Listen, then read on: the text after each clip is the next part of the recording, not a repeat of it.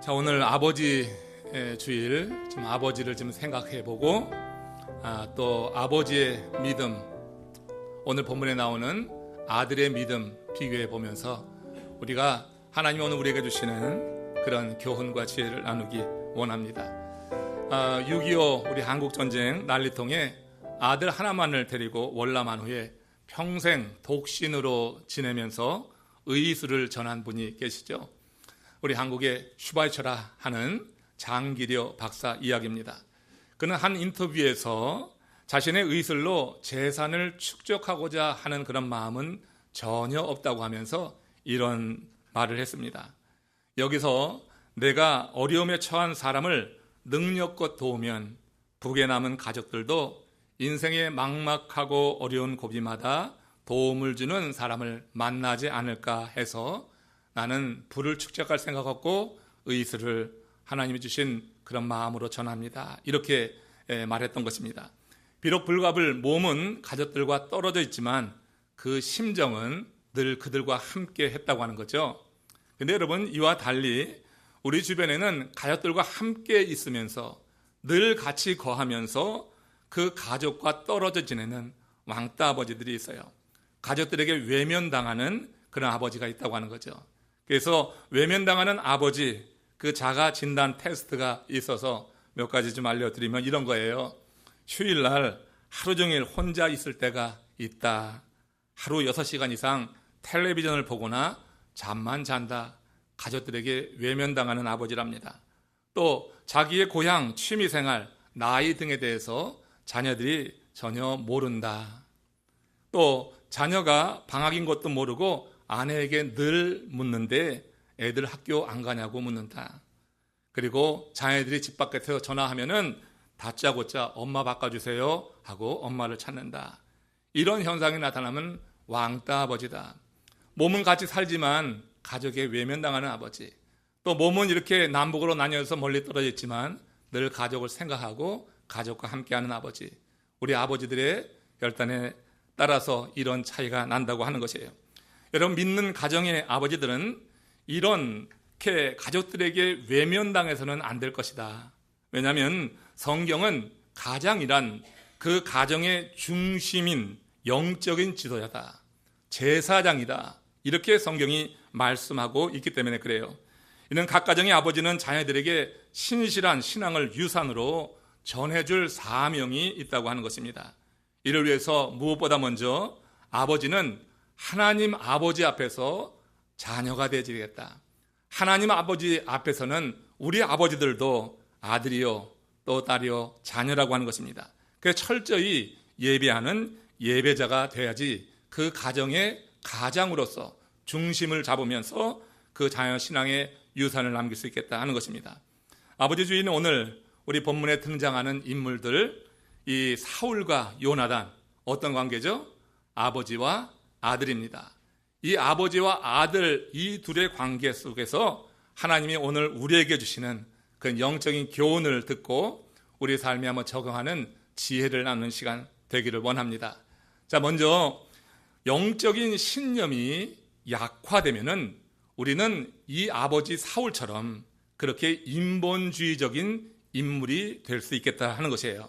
자, 오늘 본문은요, 블레셋 군대가 믹마스라고 하는 그런 지역 어귀에 이르렀을 때 이스라엘을 위협하고 사울의 군대는 그 블레셋 군대 때문에 기가 꺾였어요.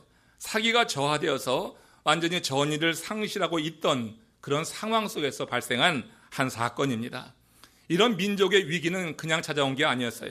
사울 왕이 블레셋과의 전쟁을 앞두고 하나님의 명령대로 행하지 않고 자기의 생각을 앞세워서 사무엘 선지자가 주관해야지 될 번제를 자기 임의대로 행해버린 것입니다. 사울의 입장에서는 그렇게 행했던 나름대로의 이유가 있었어요. 사무엘상 13장 8절이 그 이유를 이렇게 밝혀주고 있습니다. 같이 읽습니다. 사울은 사무엘이 정한 기한대로 이레 동안을 기다렸으나 사무엘이 길갈로 오지 아니하며 백성이 사울에게서 흩어지는지라. 보세요. 지금 백성이 자기에게서 떠나는 거예요. 흩어지는 거예요. 적군 블레셋 앞에서 위협을 가해오는 상황인데 이 백성이 흩어진다고 하는 것, 그러니까 왕으로서 어떤 결단을 내려야지 됐을 거예요. 또 일주일이나 기다렸는데 사무엘 선지자가 연락도 없이 오지 않는 거예요. 연락 두절인 거예요. 이런 상황이 그가 번제를 드렸던 이유가 될 수 있었다고 하는 거죠. 이런 상황에서 사울왕은 자신의 권위로 번제를 드렸다고 하는 게 무방하다 판단했을지 모르겠어요. 그러나 하나님의 생각은 전혀 달랐던 것입니다. 하나님이 그가 번제를 드린 이후에 사무엘을 보내셔서 당신의 뜻을 이렇게 밝혀주셨어요. 사무엘상 13장 14절 말씀입니다. 시작.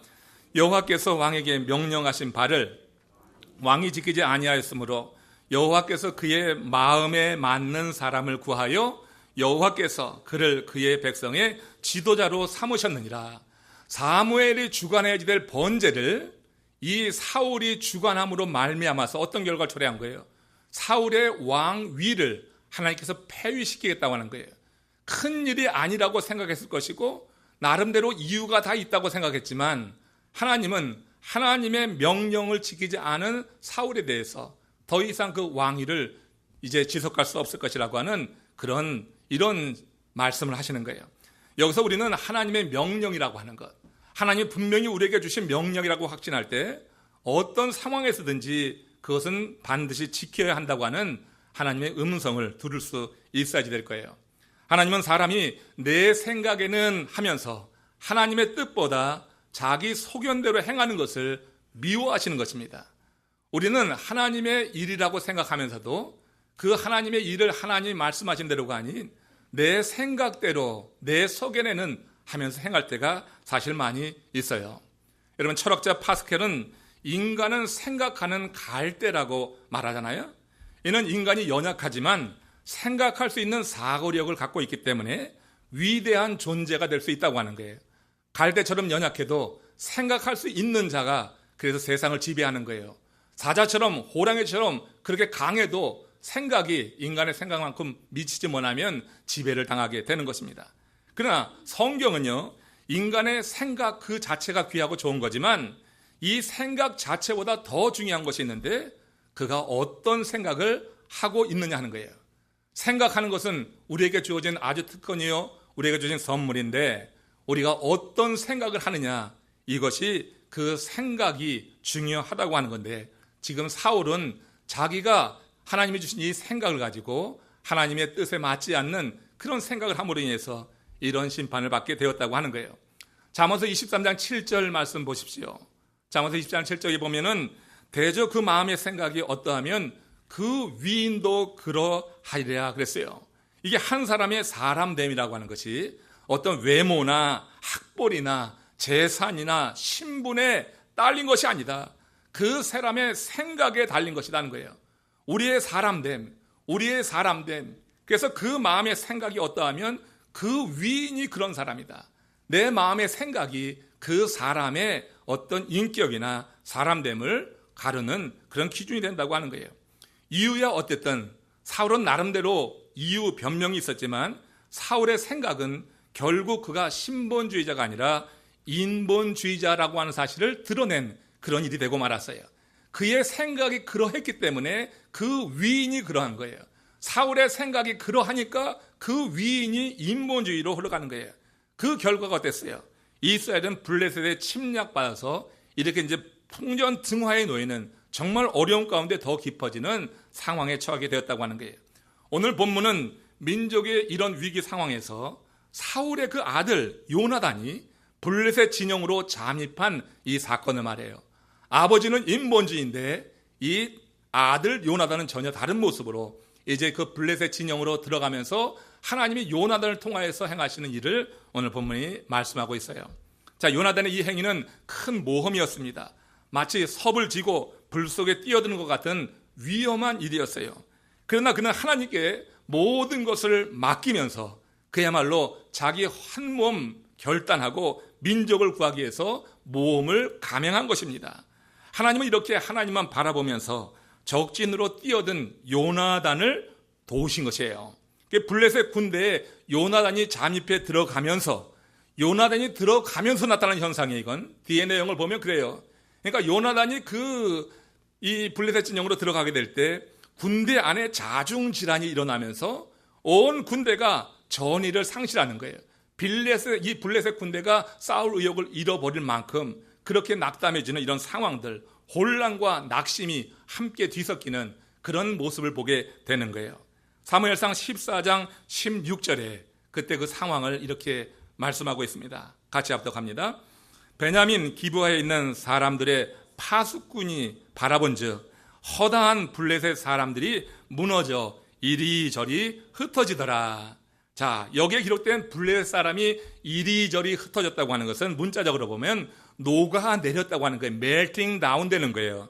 그러니까 이 군대 자체의 기세가 완전히 꺾인 그런 모습들, 그런 가운데 혼란이 뒤덮여 있는 이 상황, 이게 블레셋 진영의 현실이었어요.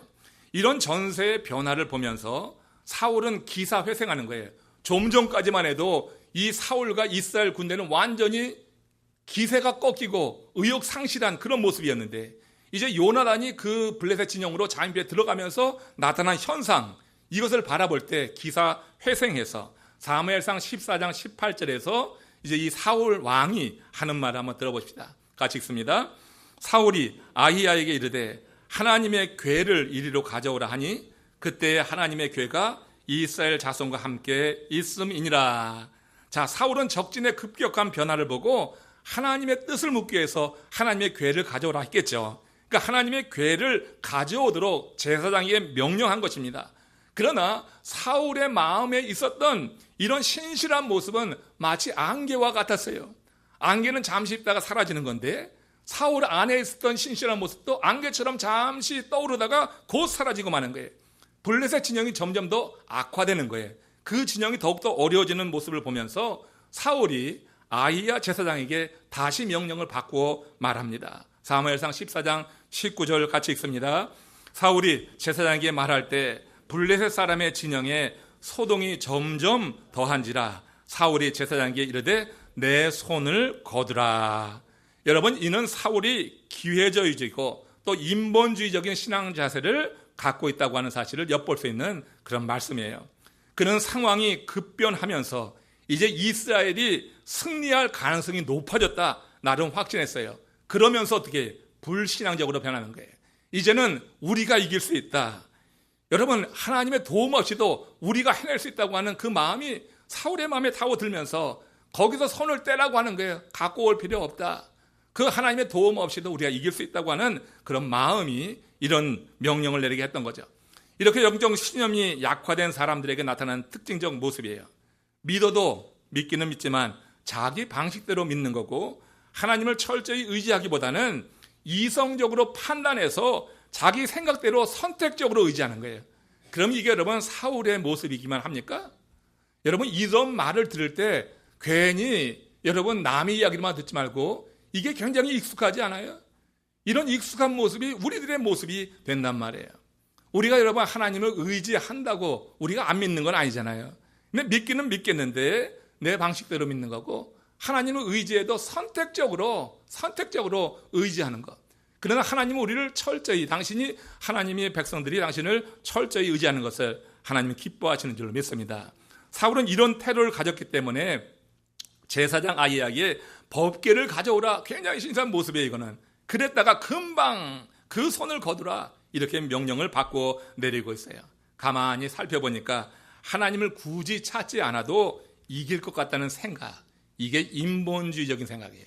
이런 생각이 결국 이 사울의 모습을 이렇게 만들어내고 있는 것을 봅니다.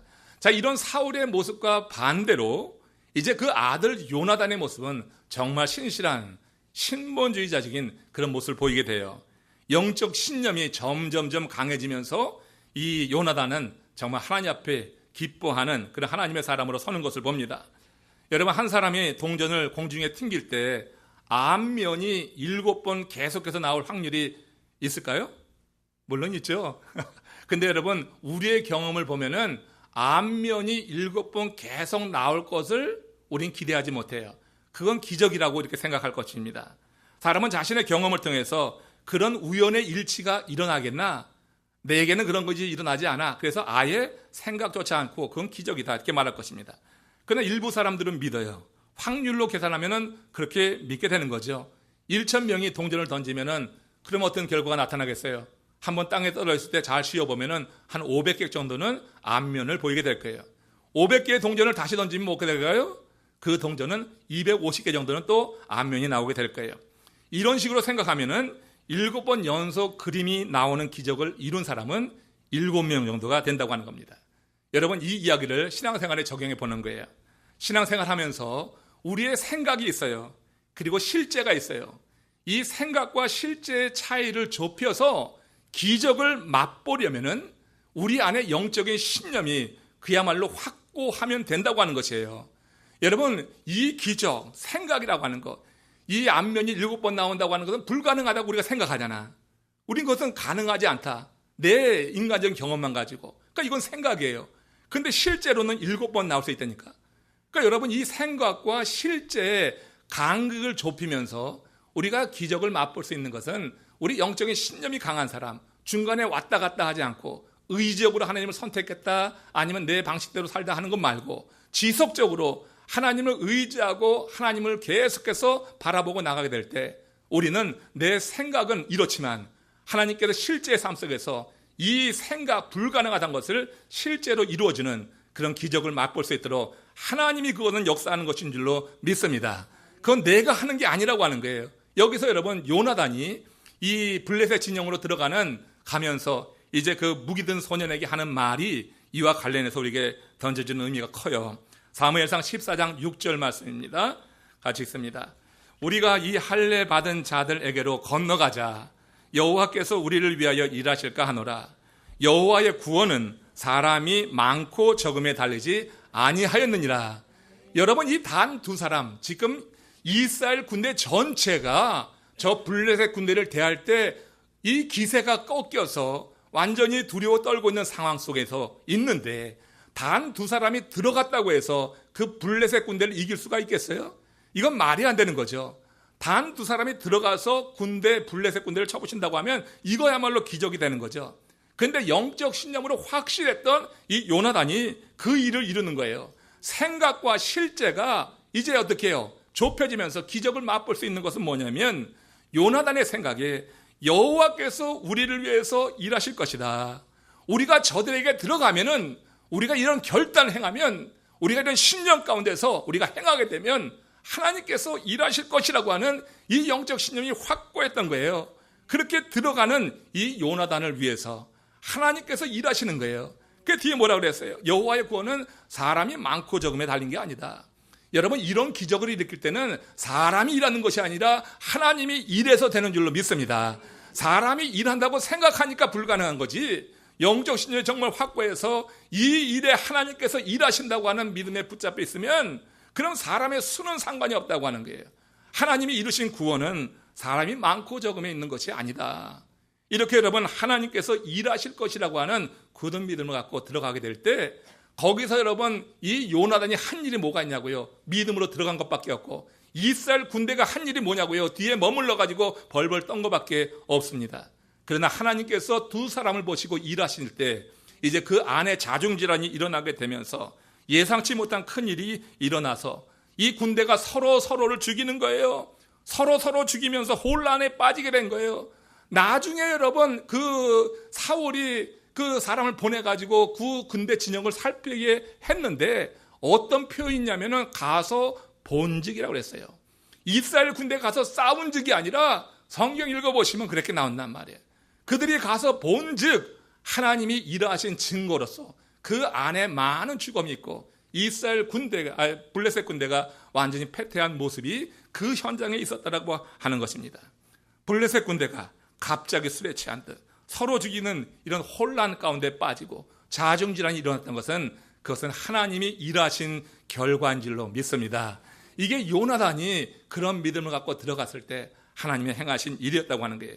영적 신념대로 행한 요나단을 위해서 하나님께서 일하신 것이고 오늘 이 시대에 우리가 기적을 맛보는 건 그런 거예요. 이건 기적이다, 되지 않는다 하고 아예 여러분 믿음의 시도를 안 하는 사람이 있어요. 이건 될 일이 아니다. 이건 뭐예요? 자기 생각이 앞서는 거예요. 일은 될 일이 아니다. 그렇게 인간적인 생각이 그를 사로잡을 때 시도를 안 하는 거예요. 그러나 여러분, 하나님이 행하실 일을 믿고 이 일의 선함에 대해서 확신이 있다고 하면 그 뒤에 뒷감당할 것은 걱정하지 말고 하나님이 주신 마음으로 일단 발을 내딛고 나갈 때 하나님이 일하시는 증거가 우리 가운데 널려 있는 것이고, 우리는 가서 싸우는 것이 아니라 하나님이 일하신 증거를 바라보고 그리고 하나님께 영광 돌릴 수 있는 그런 역사를 하나님이 이루어 주실 줄로 믿습니다. 이사야서에서도 보면은 지난주 큐티 말씀인데, 하나님께서 저 악한 나라 애굽 나라를 심판하실 때 하나님이 같은 방법으로 일하시는 것을 보게 돼요. 그러니까 이것은 하나님이 일하시는 방법이었어요. 자, 보세요. 이사야서 19장 2절 3절 지난 큐티 말씀 가운데 있는 겁니다. 시작. 내가 애굽인을 격동하여 애굽인을 치리니 그들이 각기 형제를 치며 각기 이웃을 칠 것이요 성읍이 성읍을 치며 나라가 나라를 칠 것이며 애굽인의 정신이 그 속에서 쇠약할 것이라. 애굽인의 정신이 그 속에서 쇠약할 것이라. 이건 다 낙담한, 그야말로 완전히 기세가 꺾인 그런 모습을 여기 말하는 거고, 왜 이런 현실이 나타나요? 애굽 그 강대한 나라가 왜 이렇게 돼요? 애굽인을 격동하여 애굽인을 치리니 그들이 각기 형제를 치며 이웃을 칠 것이다. 자중질환이 일어나면서 하나님께서 이스라엘 유대가 의존했던 애굽에 대해서 이렇게 심판하실 것을 말하는 거예요. 여러분, 하나님께서 우리와 함께 하신다고 하는 그런 확실한 믿음이 있을 때 우리 인생의 두려움은 그 믿음과 함께 사라지게 될 줄로 믿습니다. 하나님이 일하신다고 하는 믿음이 오늘 우리가 인생길 걸어가면서 자주 경험하는 난감한 상황 속에서 우리 자신을 지키고 그 난감한 상황을 뛰어넘고 우리 하나님이 펼쳐주시는 세계로 나가는 그런 매우 중요한 그런 조건임을 믿습니다. 이 확실한 믿음이 우리를 살리고 하나님의 기적을 오늘도 맛보게 할 수 있다고 하는 거고요. 우리 인생에 아무튼 인생의 여러 가지 문제로 인해서 근심도 많고 두려움도 많은데 이 믿음이 우리 마음 가운데 그걸 물러시켜주고 마음에 하나님 주시는 평강한 마음으로 그렇게 채워주신다고 하는 것을 생각해요.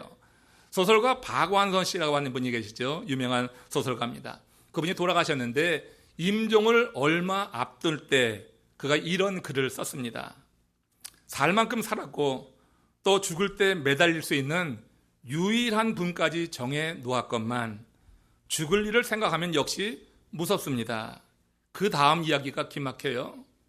삶이 기쁘고 보람 있어서 살고 있는 게 아니라 죽는 게 무서워서 살고 있을 뿐이라고 하는 생각이 든 적이 많이 있습니다. 자, 여러분, 살 만큼 살았어요. 죽을 때 매달릴 수 있는 유일한 분 하나님도 그도 정해놨어요. 그럼에도 죽을 일을 생각하면 무섭다. 그래서 왜 살아요? 삶이 기쁘고 보람이 있어서 사는 게 아니라 죽는 게 무서워서 살고 있을 뿐이라고 하는 이 생각, 참 얼마나 비참한 생각인가 그런 생각해요. 삶이 기쁘고 보람이 있어서가 아니라 그냥 죽는 게 무서워서 살고 있다고 하면 그게 사는 것이냐, 그 삶의 질이 과연 무엇이냐. 여러분, 죽음이 무서워서 단지 살고 있습니까? 여러분들의 삶은 주님과 함께하는 특별하신 은혜 안에서 삶의 보람과 기쁨이 있기를 축원합니다. 우리 주님이 온전히 우리 삶을 주관함으로 우리 마음 가운데 인생의 문제가 많기 때문에 두려운 순간도 염려스러운 순간도 많이 있지만 우리 주님이 우리 중심 붙잡고 우리 마음 가운데 역사하셔서 그저 여러분 이런 두려움이 사라지는 가운데 정말 기쁨과 보람이 있는 삶을 살아야죠. 믿는 우리들이 그저 죽는 게 두려워서 살 뿐이라고 하면은 무슨 열매가 맺혀지겠어요? 죽는 게 두려워서 사는 인생이 사는 거냔 말이에요, 도대체. 그런 인생은 여러분 하나님 앞에서 정말 하나님 기뻐하시는 인생이 아닌 거예요. 영적 신념이 확고하지 못하면 우리도 이렇게 두려움에 휩싸여서 삶을 그냥 살아가는 것, 그저 근근히 생존하는 그런 상태에 머물 수가 있어요. 주 안에서 기쁘고 보람되게 살아야지. 그렇지 못하고 이렇게 무서워서, 죽는 게 무서워서 그저 살아가고 있다고 하는 것은 비참한 인생이다. 영적 신념이 확고해서 하나님이 그 심령에 살아있을 때 그 걱정이 들어설 자리가 없는 건데, 왜? 하나님과 걱정은 우리 안에 공존할 수가 없는 거예요. 하나님이 정말 계시다고 하면 걱정은 사라져야 될 줄로 믿습니다. 우리 안에 염려, 걱정, 두려움, 어둠이 가득 찬 것은 하나님이 함께하지 않는다고 하는 증거가 될 수 있을 거예요. 우리 안에서 하나님이 더욱더 강력하게 역사하셔서 여러분 인생의 여러 문제를 만나면서 갖게 되는 두려움을 다 물리치시고 내 앞에 당장 죽음이 바로 눈앞에 있다 할지라도 두려워하지 마시고 그 죽음 너머의 세계를 바라보는 큰 믿음으로 그렇게 우리가 결단하고 요나단처럼 그렇게 나아가게 될 때 하나님이 두려움의 죽음을 다 사라지게 하시고 승리의 기쁨을 누리게 하실 줄로 믿습니다. 우리 앞에 있는 두려움에 대해서 쫄지 말자고 하는 거예요. 어떤 일로 인한 그런 염려와 걱정이 우리 가운데 있다 할지라도 쫄아들지 말고 이 요나단처럼 우리 하나님 바라보면서 한 발을 내딛는 결단 속에서 하나님이 이루시는 일을 보자고 하는 겁니다. 우리가 겪는 위기, 이거는 우리를 무너뜨리는 독이 될 수도 있고요, 영적 신념을 선명하게 하는 약이 되기도 해요. 우리 앞에 있는 위기라고 하는 게 그 두 종류로 나타나는 거예요. 내게 독이 되느냐, 내게 약이 되느냐. 독이 되면 무너지는 거고 약이 되면은 우리 믿음을 선명하게 세우면서 새로운 단계로 나가는 거예요. 이스라엘의 위기는요, 요나단의 영적 선명성을 밝히 드러내는 기회가 되었어요. 요나단은 잘 믿는 사람이었어요. 그런데 이 위기를 통해서 더욱더 아주 확고한 그 믿음의 색깔을 드러냈다고 하는 거예요. 요나단에게 나라의 위기는 자신의 영적 신념을 선명하게 하는 촉매가 되었다. 이렇듯 우리도 위기 속에서 영적 신념이 강화된다고 하면은 요나단처럼 신본주의적 인물이 될 수 있을 줄로 믿습니다. 우리가 조금 이게 불확실할 때 하나님 우리 안에 문제를 두시기도 한단 말이에요. 이 문제 앞에 하나님이 함께 한다고는 그런 믿음을 가지고 문제를 대하게 될 때 우리의 흐릿한 믿음이 선명하게 되는 그런 순간이 임하시길 바랍니다. 이 흐릿한 믿음 때문에 두려워하는 것이 아니라 문제 앞에서 내 믿음이 선명하게 됨으로 인해서 문제가 두렵지 않고 문제를 풀고 그 다음 단계로 나가는 그런 신실한 하나님의 사람이 되어야 되겠어요.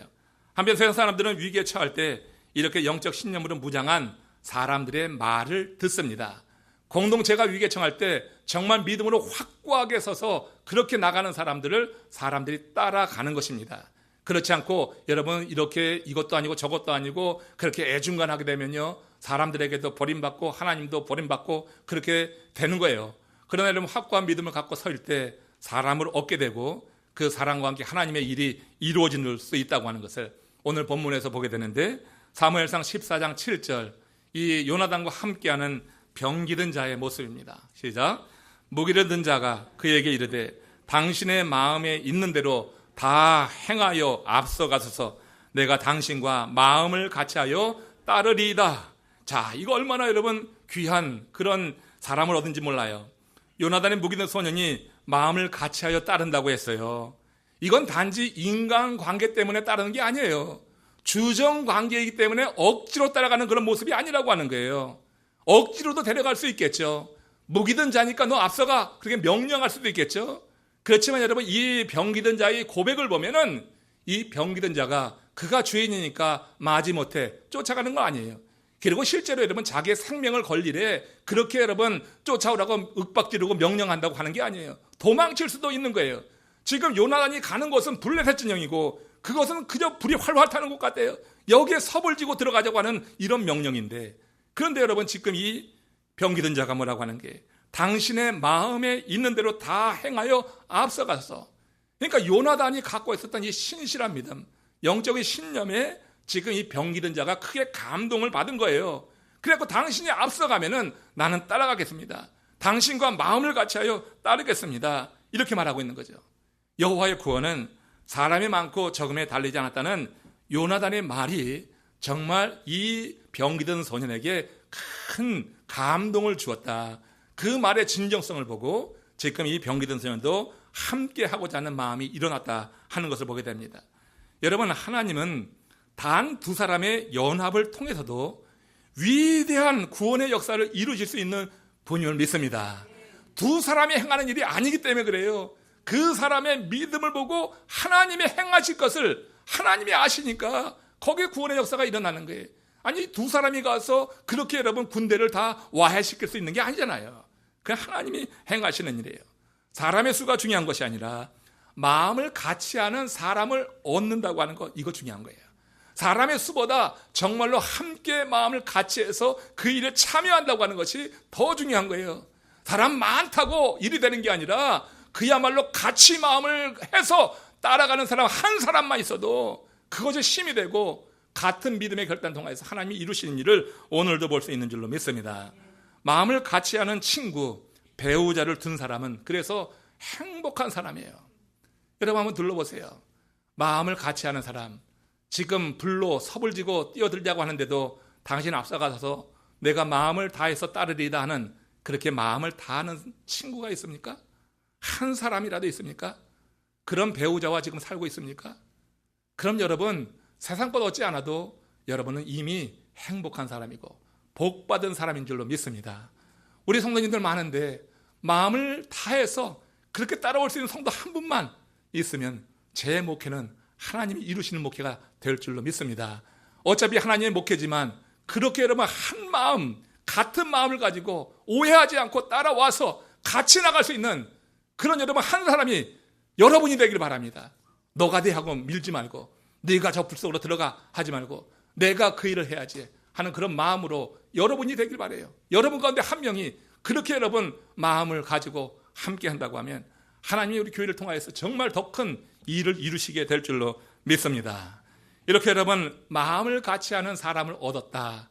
이게 여러분 요나단의 영적인 신념, 그것을 확실하게 보여주게 됐을 때 이렇게 하나님도 기뻐하시고 하나님은 또 눈에 보이는 사람을 붙여서 함께 그 일을 감당할 수 있도록 이렇게 하나님께서 역사하신 줄로 믿습니다. 사람이 마음을 같이 할 때 상대의 입장과 상황을 이해하려고 해요. 이건 마음을 같이 했으니까 그렇게 되는 거예요. 한 마음이라니까 이해할 수밖에 없죠. 오해가 안 되는 거예요. 마음을 같이 하지 않으니까 오해가 되는 거예요. 내 마음은 이런데 상대는 다르게 생각해요. 마음이 같지 않으니까 오해가 일어나서 거기서 갈등이 발생하게 되죠. 결혼 2주 된 부부가 있습니다. 또 결혼 2개월 된 부부가 있고요.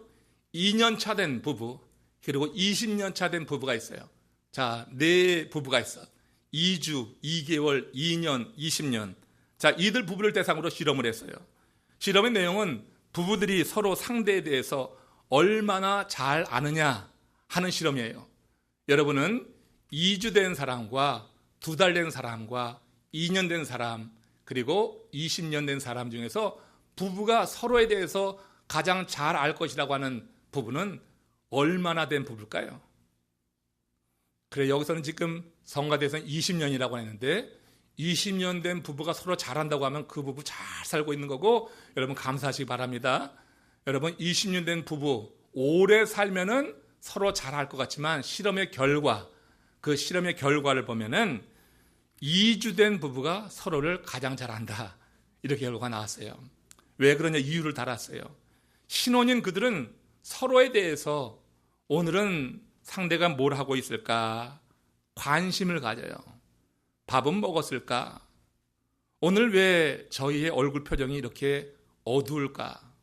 서로에게 관심을 갖게 되면서 상대의 입장과 상황을 이해하려기 때문에 그 2주밖에 되지 않았지만 적어도 2주 동안, 그리고 20년 된 부부랑 비교할 때 서로를 가장 잘 안다, 이렇게 실험 결과를 말하는 것을 읽어봤어요. 여러분, 삶의 길이가 길다고 아는 게 아니라 관심의 정도가 상대를 아느냐 못하느냐를 결정하는 줄로 믿습니다. 여러분의 남편이, 여러분의 아내가 얼굴 표정이 굳어 있으면 너만 힘드냐 나도 힘들다 하는 것이 아니라 그 상대가 얼굴 표정이 굳으면은 왜 그럴까 하는 그런 마음을 갖게 되면은 그 상대를 점점 알아가게 되는 거죠. 왜 얼굴 표정이 굳을까 하면 그 굳게 된 원인을 한번 살펴보려고 할 거예요.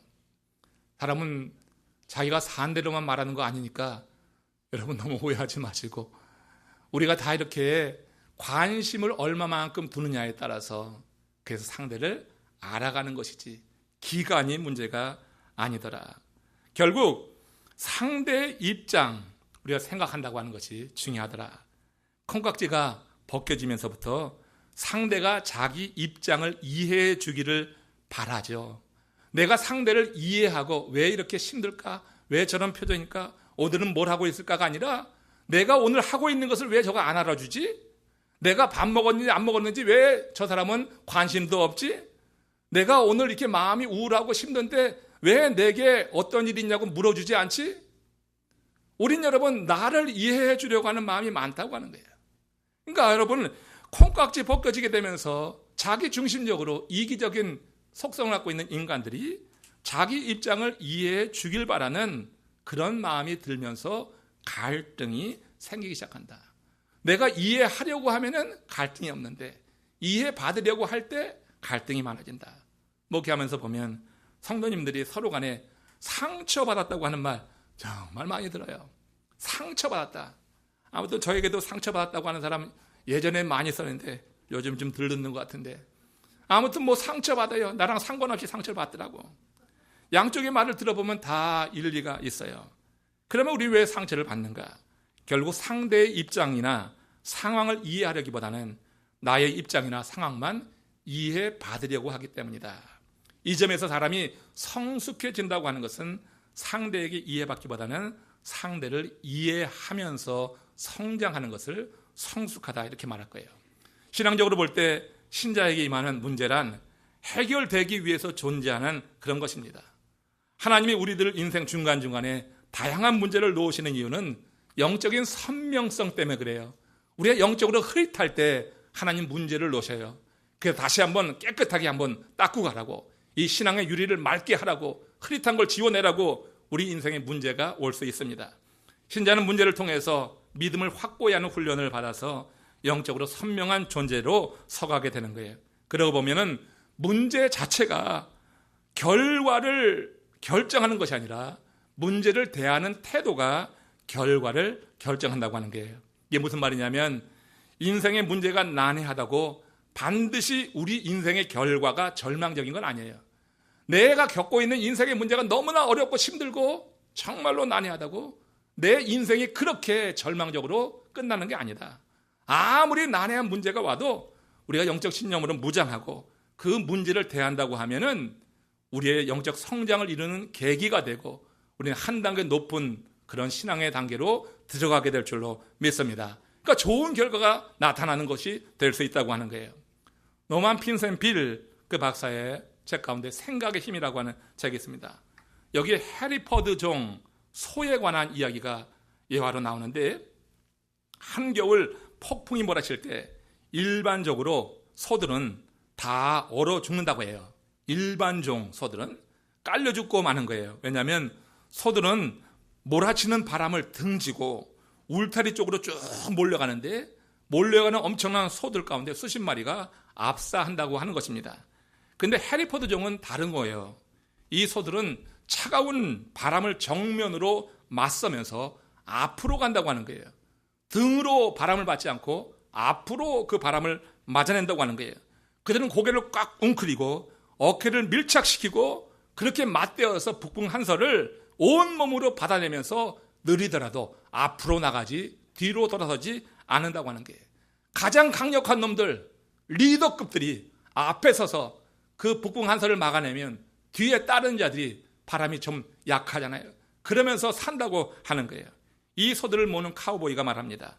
해리포드 종 가운데는 죽는 녀석이 한 녀석도 없습니다. 그 한겨울 지내도 일반 소들은 수십 마리씩 압사당해 죽지만 해리포드 종은 죽지 않는다고 하는 거예요. 사람은 사회적 존재입니다. 우리 믿음의 사람들은 이걸 신앙적으로 해석해야지 돼요. 여러분, 우리가 동행자가 있을 때 안전을 느끼고 더 큰 일을 이룰 수 있습니다. 하나님은 어느 한 사람을 통하여서 큰 일을 이루시지만 하나님이 동역자를 부여주실 때 그 동역자, 눈에 보이는 동역자로부터 얻는 위로도 있어요. 눈에 보이지 않는 하나님 기도하면서 말씀을 들으면서 그 하나님으로 위로받고 힘을 얻지만 또 육신의 눈으로 보이는 동역자들이 함께 그 일을 맞서가면서 같이 어깨를 맞대고 행해나가면서 얻는 힘도 있는 거예요. 요나단과 병기된 소년이 그런 관계였다 생각합니다. 민족이 당하고 있는 이 직면한 북풍 한설, 블레셋이라고 하는 군대가 진쳐서 오금을 그렇게 쫄아들게 하고 마음을 이렇게 녹아내리게 하는 그런 상황에서 이 요나단과 병기든 소년은 어깨를 맞댔습니다. 그리고 온몸으로 그 북풍 한설을 받아낸 거예요. 영적 신념으로 무장한 요나단과 그의 중심을 보고 그 마음을 다해 따른 소년의 아름다운 콜라보레이션, 아름다운 그런 연합, 하나님은 그 모습에 감동하셨고 그 단 둘의 연합을 보시고 민족을 구원한 거예요. 단 둘의 연합을 보고 지금 사울왕과 그 이스라엘 군대는 저 뒤에서 지금 또 인본주의로 변해가고, 그 군대는 자기들이 아무런 일도 하지 않았는데 앞에 무너지는 군대를 보면서 인간적인 그런 이런 마음을 갖고 있을 때, 요나단 이 병기든 소년은 이제 그들이 죽기를 각오하되 하나님께서 일하실 것이다. 하나님의 구원은 사람의 많고 적음에 달린 것이 아니다. 이 믿음을 가지고 결단하고 블레셋 진영으로 다 어깨를 맞대고 그게 들어가는 거예요. 어깨를 맞대고 그들이 한 일은 어깨를 맞댄 거야. 우리 여러분, 단 두 사람만 있어도, 우리 교회는 어떠한 일이 있어도 크게 하나님의 역사 속에서 지킴받을 수 있음을 믿으시기 바랍니다. 교회 미래 두려워하지 마세요. 우리 교회는 하나님께서 지켜주시는 건데, 이런 사람이 있어야 돼. 이런 사람이 내가 돼야지 돼요. 남이 되라고 하지 말고, 다 이룬 다음에 뭐 하려고 하지 말고 내가 먼저 한번 앞서 보자고 하는 거예요. 지도자가 되려고 하면은 그런 리스크는 감당해야지. 여러분, 우리가 내가 앞서서 뭔가 하려고 하지 않고 남에게만 앞서라고 한다고 하는 것은 문제가 있잖아요. 우리가 여러분, 이렇게 요나단 같은 그런 믿음을 갖고 이렇게 한 발짝 나가는 사람이 있으면은 혼자 가게 하나님이 두지 않는다고요. 이게 여러분, 어느 때는 의지하고 어느 때는 그냥 인간적으로 나가고 하니까 누가 따라 붙으려고 했다가도 불안해서 따라 붙지 못하는 거지. 누군가 한 사람이 일어나서 그렇게 정말 죽기를 각오하고 그런 마음을 가지고 한 발 내딜 때 병기든 자와 같은 자를 여러분 붙여주실 거고, 이런 사람이 둘이 그렇게 여러분 앞서간다고 하면 교회는 하나님이 일하시는 현장이라는 거예요. 하나님께서 이루시는 거지. 이 두 사람이 한 일이 뭐가 있냐고요. 이스라엘 군대가 한 일이 뭐가 있냐고요. 사울왕이 무슨 일을 했습니까? 그러나 두 사람의 연합, 북풍 한설 가운데도 어깨를 딱 맞추시고 앞서 나가는 이 둘을 통해서 하나님은 위대한 일을 이루셨어요. 여호와의 구원은 사람이 많고 적음에 달리지 않았다고 하는 것은 진리입니다. 수천 년 전 그 믹마스 어귀에서만 진리가 아니라 오늘 2018년 오늘 살아가는 우리들에게도 이 말씀은 진리로 들려와야 될 줄로 믿습니다. 그리고 진리인 줄로 믿습니다. 우리 한번 이 요나단과 병기든 소년 같은 그런 주의 백성들이 일어나기를 바랍니다. 그래서 하나님이 영광 받으시는 교회, 앞으로 우리 교회를 통해서 이루실 그런 위대한 비전과 꿈을 가지고 함께 나갈 그런 사람이 바로 여러분 되시기를 주의 이름으로 축원합니다. 고개 숙여서 함께 기도합시다.